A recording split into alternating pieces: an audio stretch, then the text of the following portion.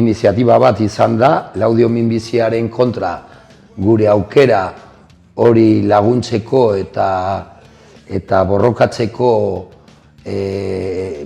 minbiziaren kontra, eta balorazioa izan da oso positiboa.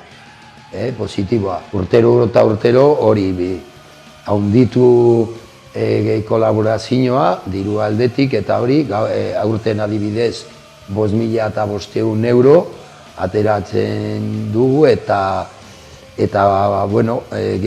Hardcore Fiskaltzerrek hori diru honekin ondo egiten gauzak eta borrokatzeko minbiziaren kontra. Beste aldetik hori aukera izan da denok artean kolaborazioa gure jendearekin, inguruko jendearekin, laguntzaile moduan.